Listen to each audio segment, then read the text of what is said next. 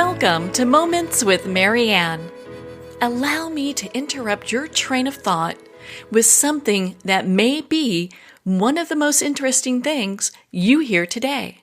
This is Marianne Pastana, and our special guest today is Agapi Stassinopoulos, and she's here to share with us her new book, Speaking with Spirit, 52 Prayers to Guide, Inspire, and Uplift You. So many of you know Agapi. She's a best-selling author and speaker who inspires audiences around the world. She was trained in London at the Royal Academy of Dramatic Arts and received her master's degree in psychology from the University of Santa Monica. So let's welcome to the show, Agapi Stassinopoulos. Thank you so much, Marianne. Thank you for having me. And thank you for all the wonderful work you do to bring awareness to people and information. I love your show, and I'm grateful to be in it. Oh, my goodness. Well, it's such an honor to have you here and to talk about this new book. I'm so excited about this. I heard it just released this week. Yes. Yeah, I've got to ask you, what inspired you to write this book? You know, I wanted to write a book about prayer, but I really didn't know what do you put in a book about prayer. And prayer for me has been part of my spiritual path. I embarked on my spiritual path with my spiritual teacher that I talk about in the book called John Roger, based in Los Angeles. He passed away, but the teachings are very much alive. And in the practice of our seminars and retreats and our daily practice, there was an evocation of what we call the light. And it was a practice that really gave me tremendous awareness of how the light, the inner light, is always with us. But as we evoke it and name it, it comes present to shift the lower levels of consciousness, the more of the material, emotional, mental, physical world, into the more of the spirit world, which can be very, very alive and present in our everyday life, but we have to call it forward. So I'll give you an example what that looks like. Let's say you're about to wake up, and you're waking up, and you're in between sleep and waking, and you know that transition, and you want to go get your coffee, and the day kind of floods you over, and oh my God, I have to do this, and you can start getting overwhelmed or anxious about all the things you have to do or the news of the day. So you take a moment and you center, and you can just say, I ask for the light of the Spirit, and take a deep breath, to be with me, to protect me, fill me and surround me. And I ask right now that any disturbance, any anxiety, fears, concerns that I have be released into the light, and that I can walk through my day feeling centered and connected. Let's say, let's say these are kind of words you would use. I do it loud because I think our voice carries a healing vibration, and when we speak it, it wakes us up to a higher frequency in our consciousness. So that practice, Marianne, became very much part of my life. So, for example, when I would go for an audition, or when I would be going to a meeting, or let's say visit a friend maybe at a hospital who was sick, or anything in your life that engages you and you need more support, I would either call a friend and say, send me the light. I'm about to do this. Let's put so-and-so in the light. Or a woman, remember, calling me and saying, I'm about to go see my boss and ask him for a raise. Or a mother would call me and say, my child is having a very hard time at school. And I say, well, let's call in the light. So that was my form of prayer. Does that make sense? It makes perfect sense. And I'm so glad you explained that to us, because I think a lot of times when people think of prayer, there's a lot of different thoughts that come up. And so people may say, oh, I don't know how to pray. And I love how you brought that together as, it's just this connection that we have to the light. Exactly. And again, in the book, in the preface, I say, don't let the word God limit you, because God, G-O-D, is 3 letters to describe the invisible, the unknown, the absolute miracle of the universe that is going on all around us and inside of us and around us, and the mysteries of the universe that we really don't know. But let's say that to me they come all through the realm of the universal consciousness, of the higher consciousness of what we call God. So when I say God, I'm referring to a transcendent power beyond what words can possibly describe. Connect to that spiritual, cosmic, larger than life presence in whatever way resonates with you. Before his events, the point Mark Nepo asks his audience if they believe in something larger than themselves. 99% of people raise their hands. I guess then, he says, we are all mystics. So whatever, I want to address the listeners now and say whatever word you want to use, whether it is God, the light, spirit, the I am, the higher self, the divine intelligence, the one, it doesn't really matter. Find what connects you, the universal peace, the universal love. But know that this energy lives with you as your very own breath that gives you life. So right now, if I ask you to take a breath, and I also ask you to not take the breath, but to receive the breath, because really we do not take our breath. Our breath is freely given. If you've seen a birth, I haven't had children, but I was present in the birth of my 2 nieces, and the first thing they do, they take the breath. The breath comes in and life comes in.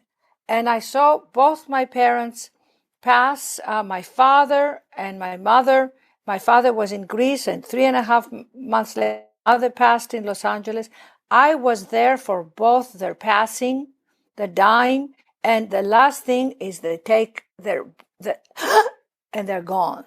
So that to me in itself, Marianne, is the absolute miracle of who we are.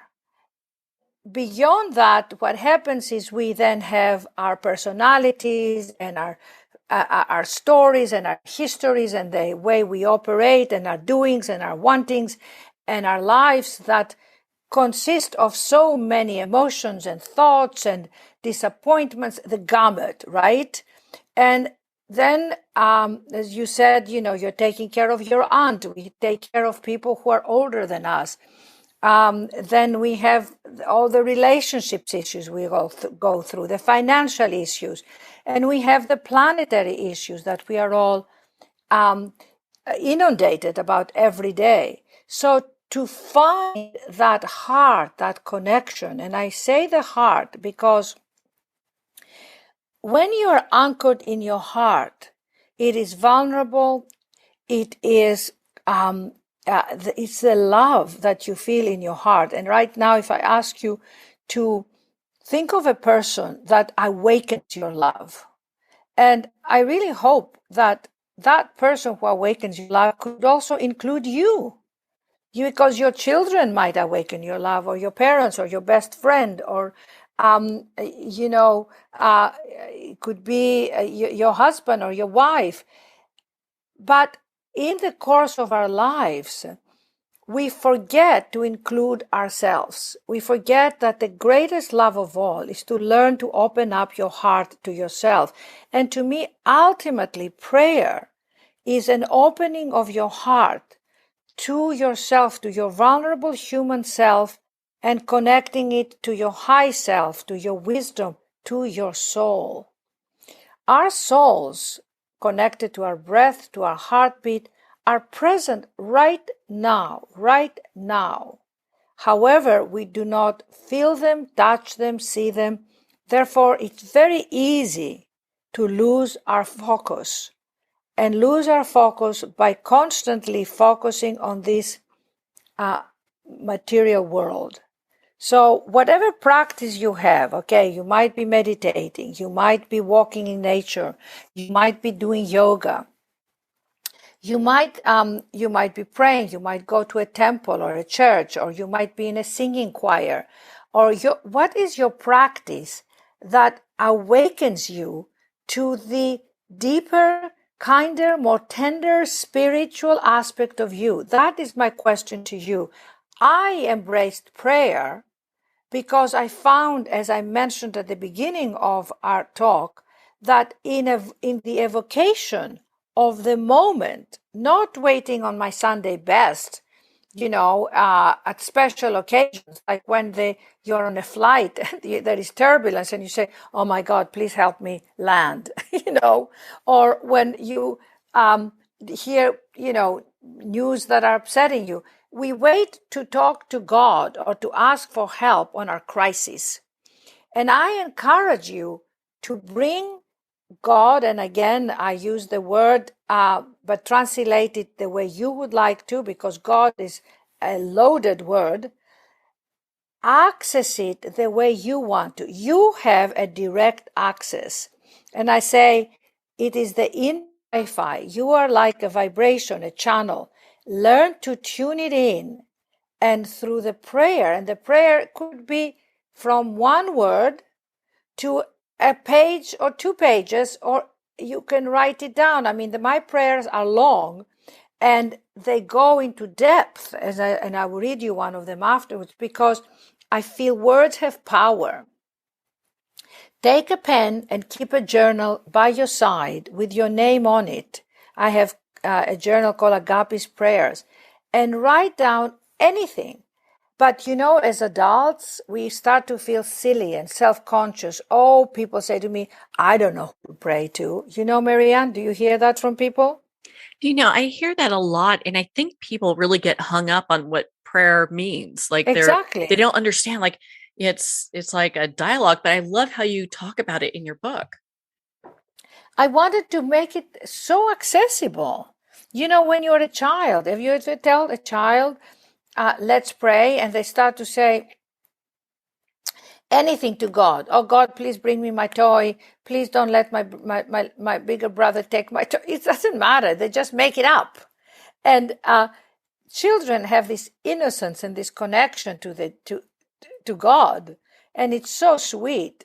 And if I ask you right now, and I want to ask you, Marianne, when you were a little girl, do you remember a time that you knew that God existed and that you were part of God and that you had a connection to it? Do you remember a time by any chance? I sure do. And it was when I was pretty young.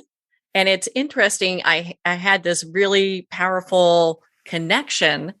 And it's something that stuck with me my entire life. And it's interesting. Like, I know some people have that and some don't, but for me, it was a very powerful experience. Like, what was it specifically? That you felt? How old were you? I probably was 6 at the time.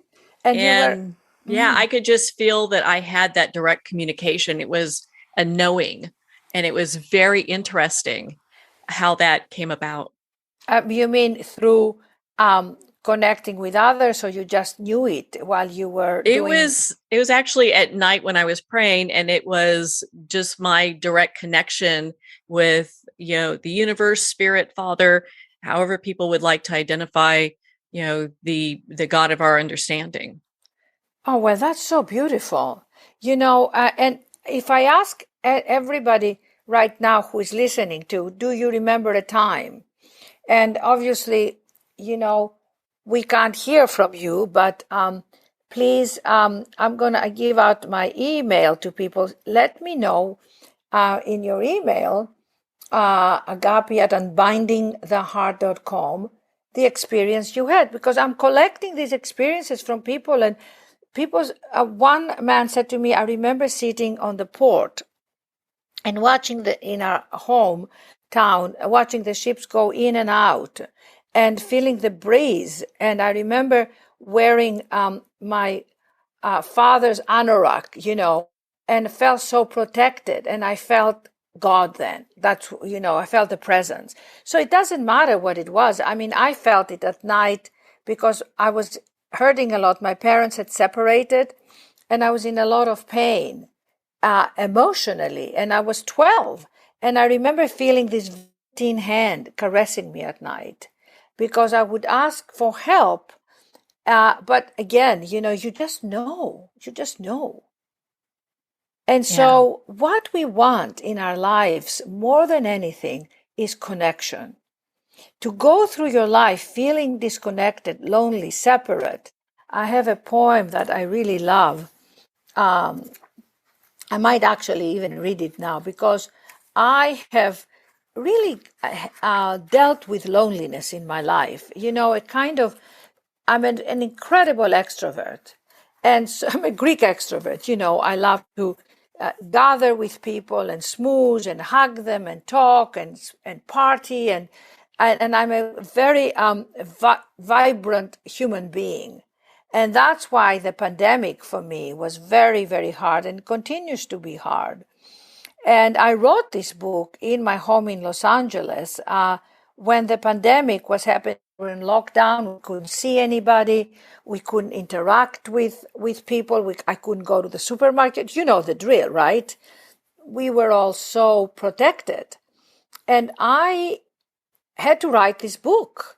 And I have to tell you, it was the most extraordinary thing because out of my discomfort and my unhappiness, I would just go for walks and dictate my book, dictate it on my iPhone, dictate it to a person that was I would call them. I had hired a girl and tell her the stories. I dictate and speak my books rather than write them because I'm, raised as an actress. I studied acting, so I'm much more of an orator than a writer in the computer.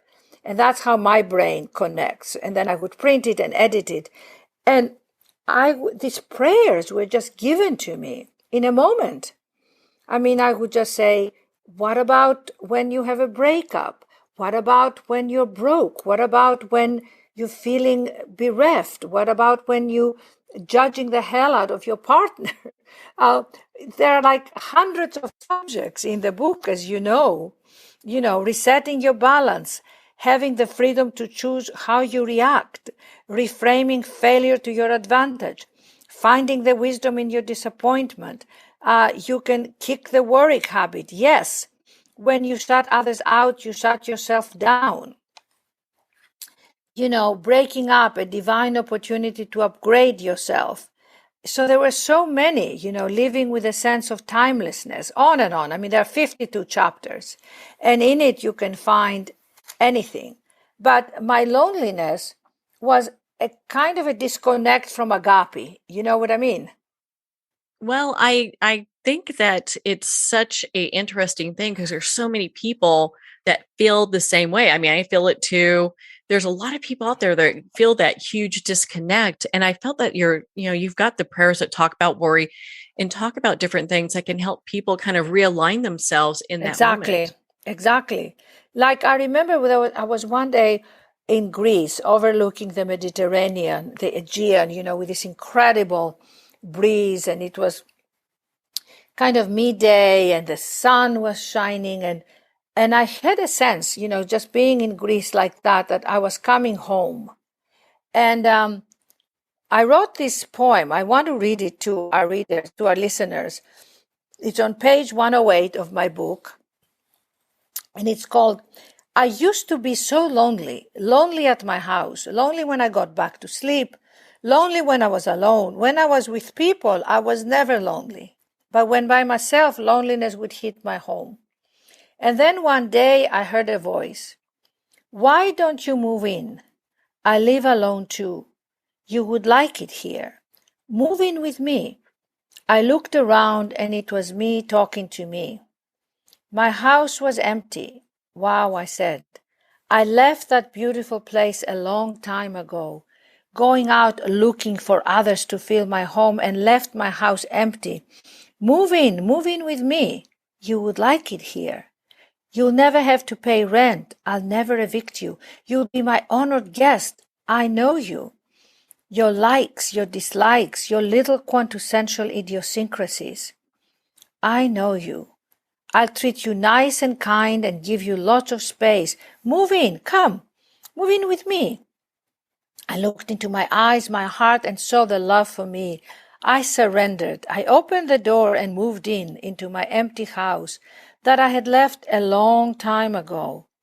It was exactly as I left it. It had just missed me. I moved in and never left, and never felt alone anymore, for my house filled with love once I accepted such a kind invitation. I love that.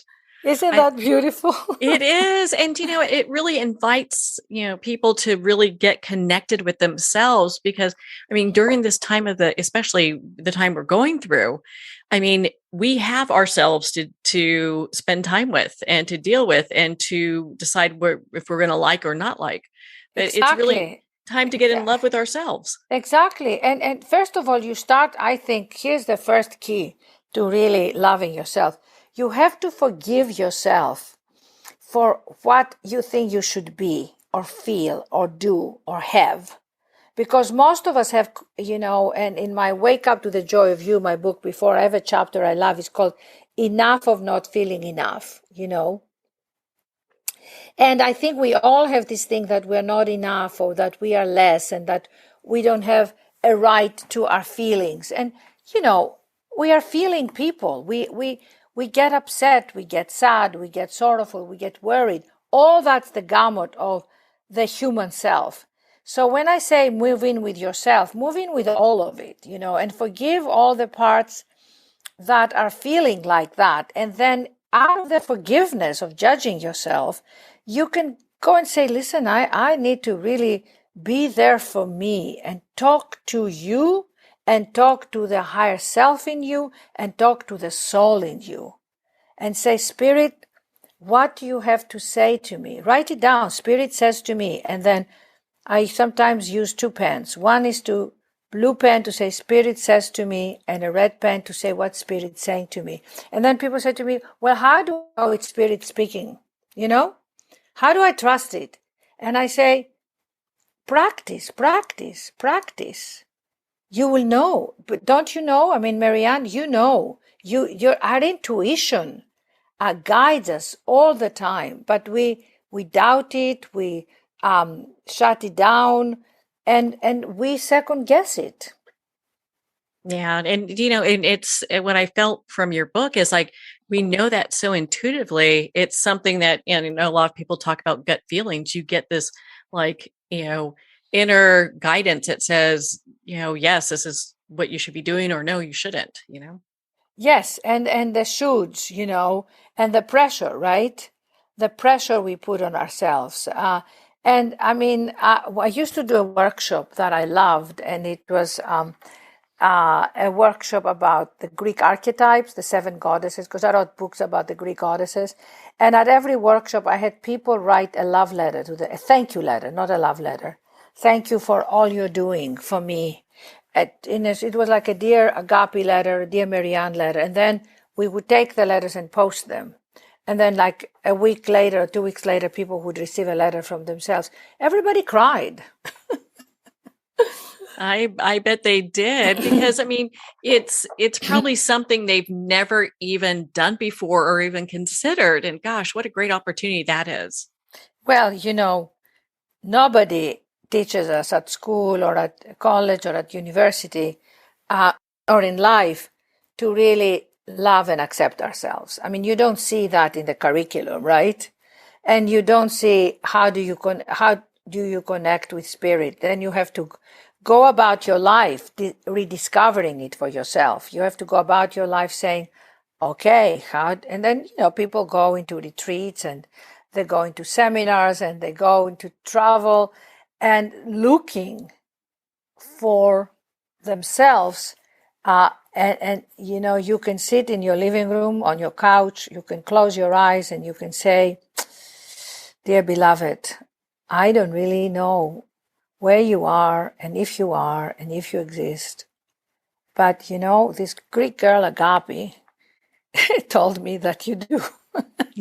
So I am going to take her word, and I'm going to sit here till you knock on my door, my inner door, and listen. And I'm going to spend exactly 10 minutes, no more. But I give you 10 minutes. Can you show me a little bit of who you are inside of me? And then you shut up and you just be quiet. And you get very still. And the thoughts come and go. And, oh, I have to do this, and I didn't do the laundry, and I have to go to the market. And you just let them go. And you come present in your heart. And like a wind, like a breeze, you will feel the presence. You know, it doesn't come with thunder and lightning. It's like very soft, very tender. And then you say, all right, anything you would like to communicate to me? And you listen. That's the prayer. And, you know, you might hear, you are now having a hard time. I can see, I understand, I love you. Let's walk together. Because if you're having a hard time, you know, you're having a hard time. It's like being validated for that. And right now, you would like more of that. Let's say, you know, let's see how we can help you. And then the support comes. You know, we have invisible guides. We have spiritual guides. So you start to little by little open up those words, those worlds. And then, you know, you read books that inspire you. You listen to music.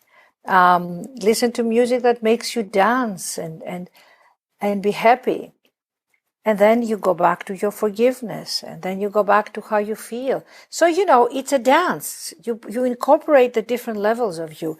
But that, my friends, is the journey of getting to know you, the higher power in you, getting to dance with the beloved inside of you, getting to really have an understanding of what this life is all about.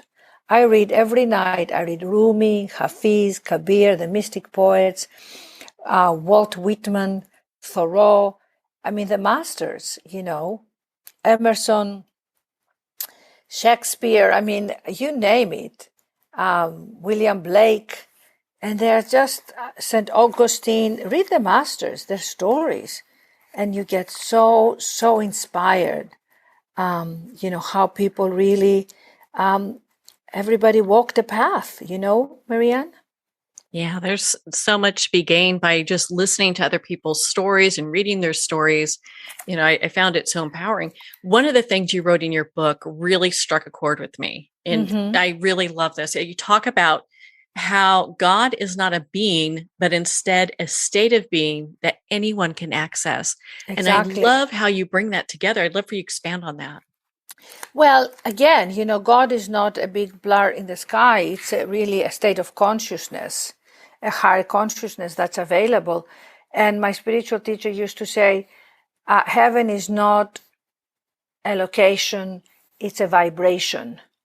And we can all get into that vibration. We can all, if you know, it's like an instrument. You know, you have to tune it in. You have to quieten the parts of you that are grabbing you for attention. You have to quieten the mind, quieten the emotions, settle the body, and go into the higher frequency. And the higher frequency, like I tell you, a mantra I chant a lot. I love to chant loud. You know, you can do peace, you can do love, you can do serenity. Words have power, okay?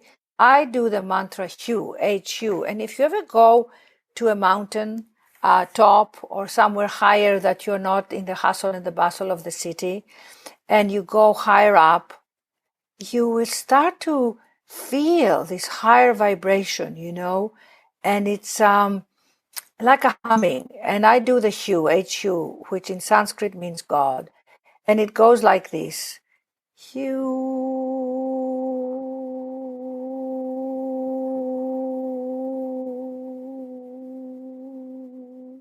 It's like a flute, And you can do it with me right now, our listeners. You can actually do it. Maria, you going to do it with me? I'm going to do it with you. You bet. Take a deep breath. Come present in your heart. You can put your right hand in your heart. And then we go, you.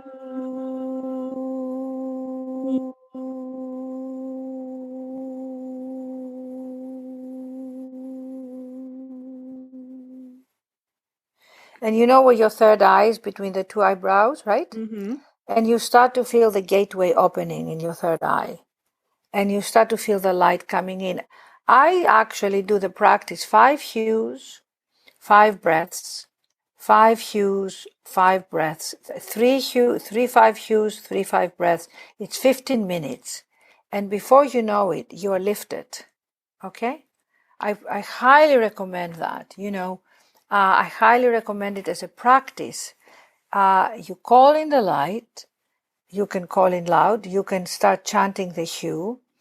My spiritual group that I study with is called Movement of Spiritual Inner Awareness, msia.org. And if anybody's interested, you can actually go there and find hundreds of tapes on meditation and seminars. And this is my path, and this is a path that opened me up to my soul, to the light, so that I felt the light and I knew the light. And that's why I can speak with such confidence and authority about these things, because I know them. Do you know what I mean? I mean, I've seen the power of prayer. You asked me how I wrote the book.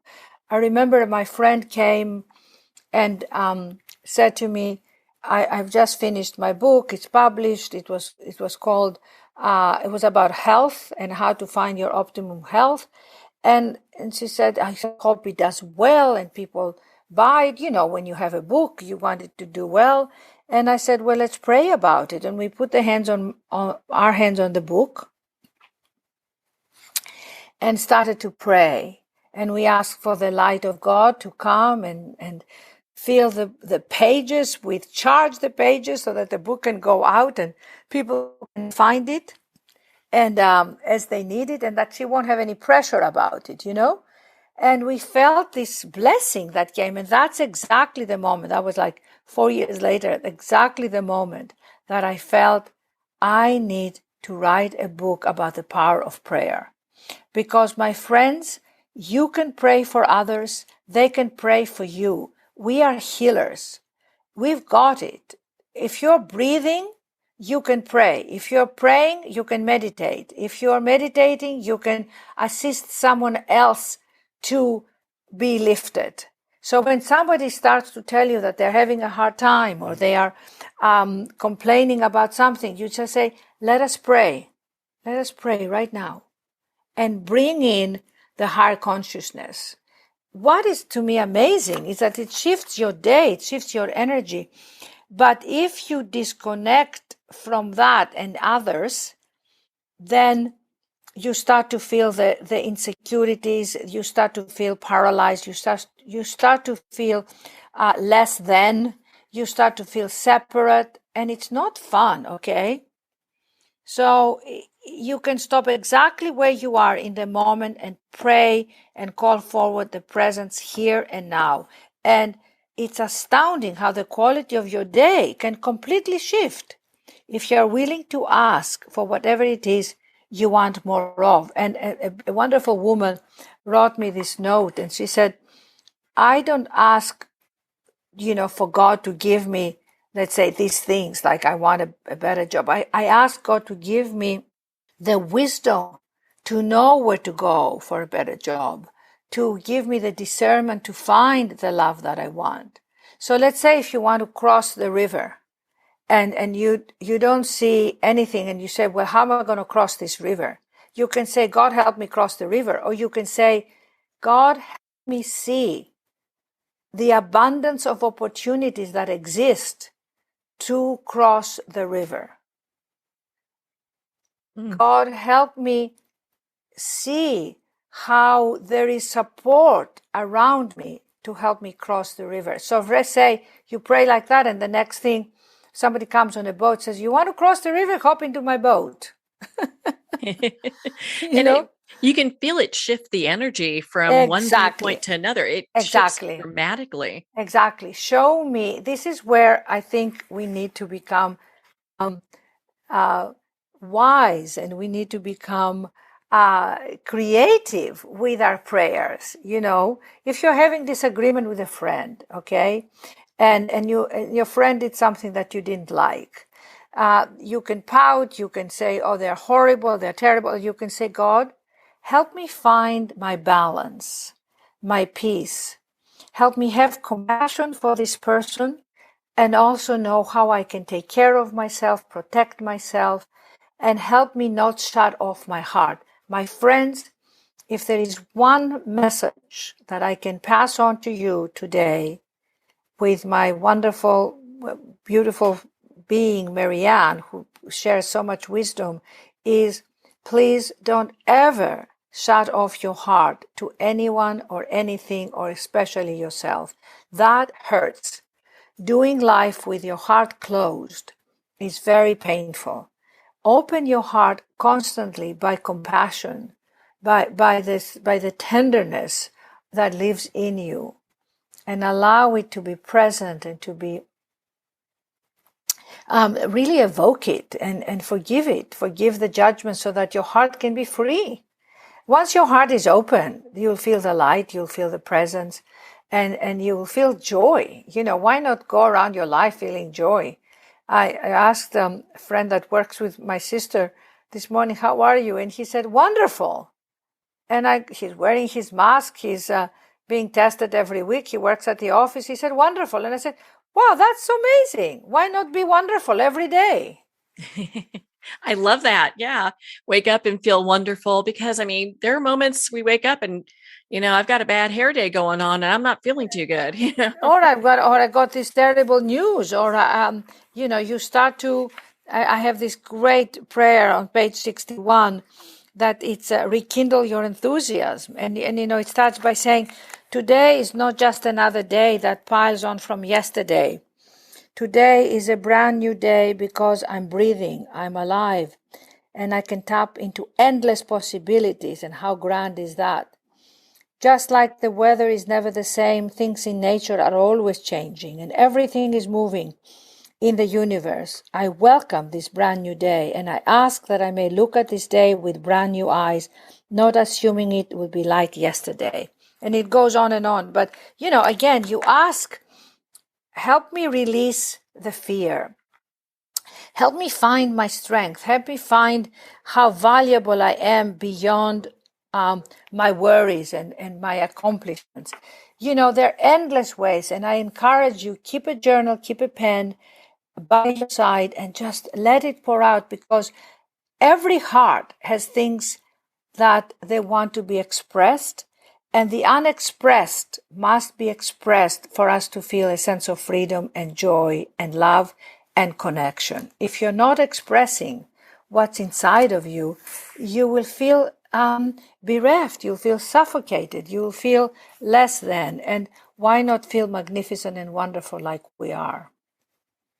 Yeah, like how we, really should show up in the world, not should, but deserve to be, Exactly. is really these loving beings. And, it's interesting because we've got so many people that have experienced loss and hopelessness, and they're in that fear. If they're having a hard time with deciding, like saying, "Well, I don't even know the words to say," I really felt your book offered people something that they could start with, because the prayers that you have in there, I felt were so powerful and so profound. I don't think anyone that if you pray or don't pray could, it benefits everybody. That's right, darling. Exactly. Everybody. And you'll find your words. It's like, these are words that I gave to myself and to everyone, and then read them aloud. That's the other thing, because they have such sweetness and such potency and vibrancy. And it's like I read poetry out loud. So start wherever you find yourself. Start and embrace yourself wherever you are. I know in your book you talk about, just kind of piggyback on what you were just saying, you talked about just sweetness of, doing nothing. And I love how your book talks about that. And I'd love for you to expand on that for our listeners. Oh yes, it's the doing nothing, the art of doing. It's the art of doing nothing. I think it's called the sweetness of doing nothing. On page, let me see, chapter 4. You know, page 20. You know, in music, there are always pauses. I mean, have you ever watched in the animal kingdom when people are, we've gone into a safari, and you watch the animals pause and sleep and rest. It's extraordinary. So in life, there is this very powerful moments and times where you just pause. And in theater, I remember that in acting, the director sometimes would say, "You spoke too soon. There is a pregnant pause here." And there is something about the pausing that taps us into our creativity, taps us into our resources. And we're afraid to do nothing because we would feel empty. But indeed, if you realize that in your doing nothing, there is inspiration, there is insight, you can see things differently, you can find your creativity, or find your tenderness, your heart. You can hear your heartbeat, to be there, to be silent, and to just say, "Oh my God, my heart is pumping blood. That's making me alive. That's moving this body. How extraordinary is that?" And just say, "Thank you, thank you, thank you." And that to me has presence and power to just even from your heart say thank you,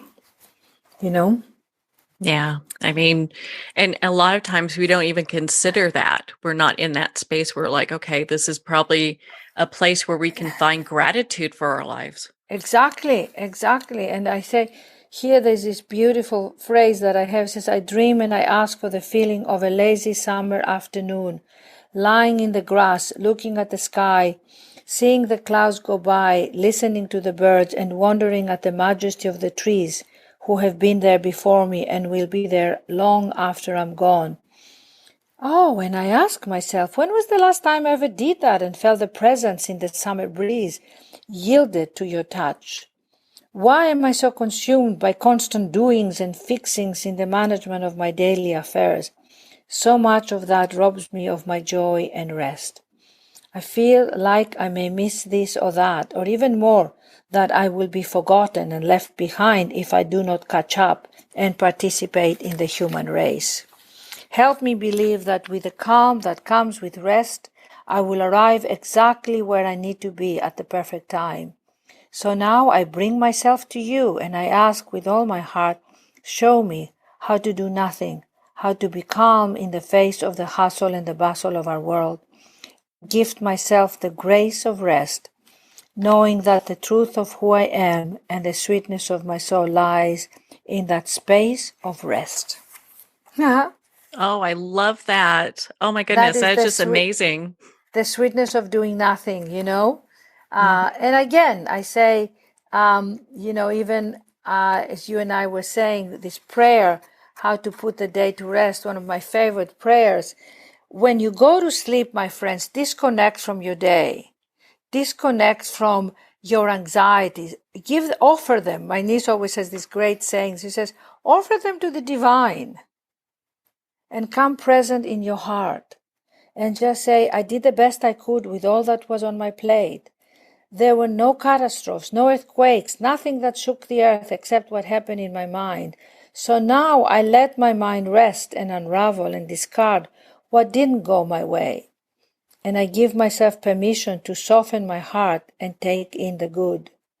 All is well. What's left undone will be done tomorrow. I declare it a good day, a day that emerged with all its ups and downs.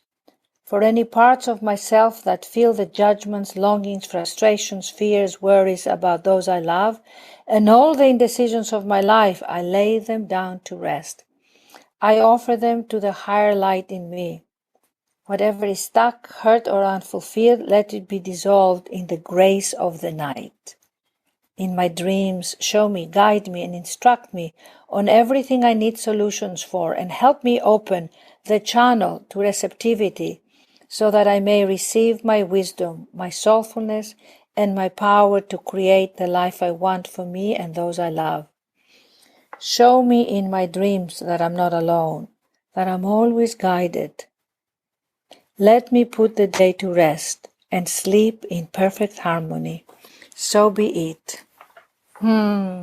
You know, in your book, that's one of my favorite prayers that you have, because especially now, I mean, so many of us, we've brought our work home. It used to be our place of sanctuary, you know, where we leave work at work.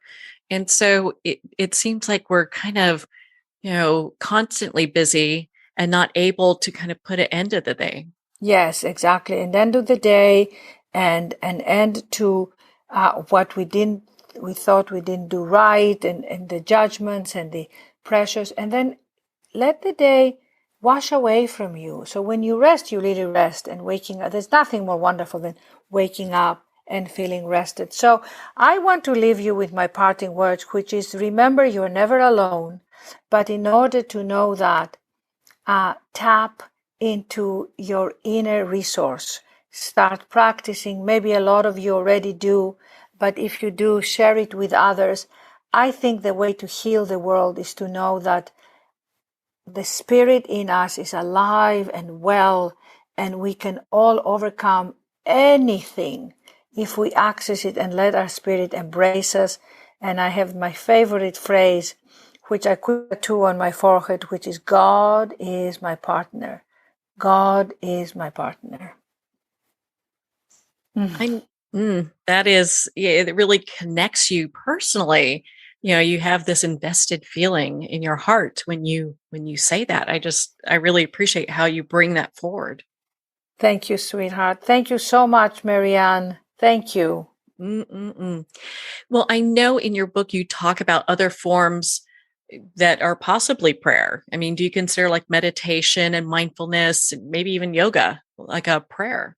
Absolutely. It's all, cooking can be prayer. Walking can be prayer. It's all like, how do you embrace it, and how is your intention and your perspective, you know? And to me, that's the most important thing, is how do you approach it, you know? And Mm-hmm. then everything can be prayer. Everything, really.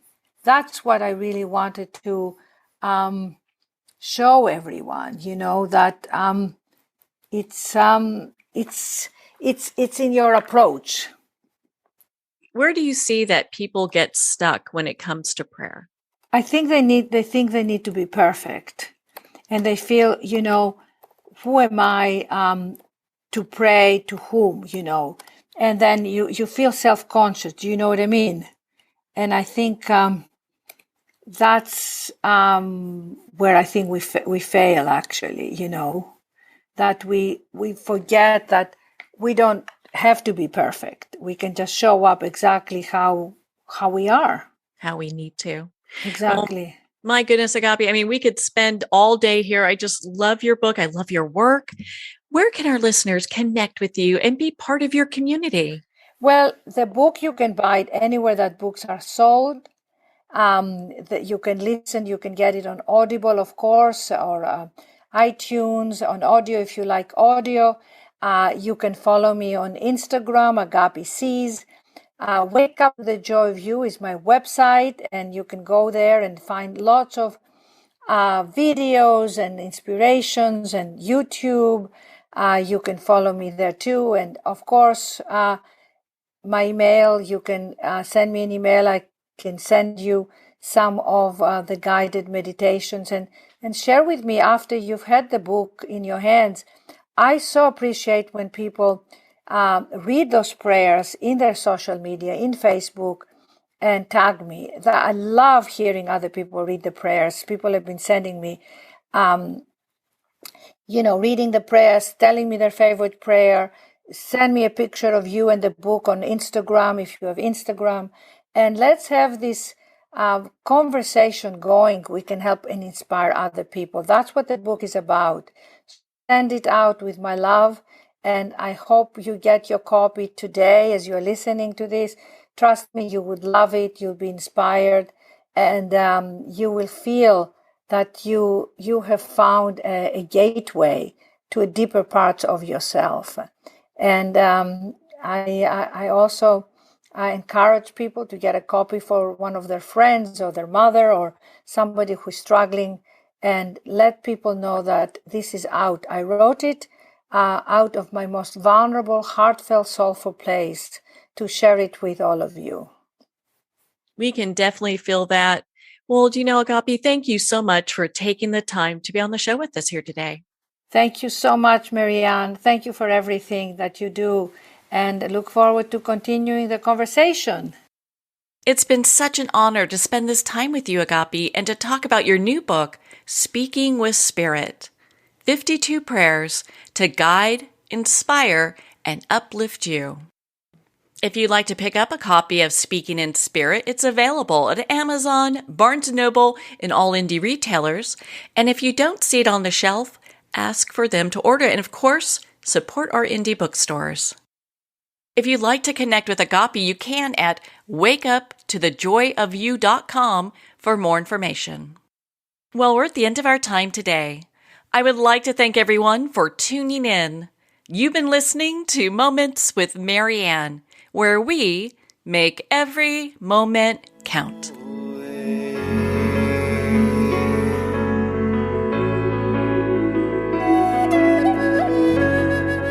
In a single moment, your life can change. Moments with Marianne is a transformative hour that covers an endless array of topics with the best of the best. Her guests are leaders in their fields, ranging from inspirational authors, top industry leaders, and business and spiritual entrepreneurs. Each guest is gifted and a true visionary, a recognized leader in her own work, and while teaching others to develop, refocus, and grow, Marianne will bring the best guest and sometimes a special surprise. Don't miss this. You never know just which moment will change your life forever. Make sure to tune in and visit momentswithmarianne.com for more information.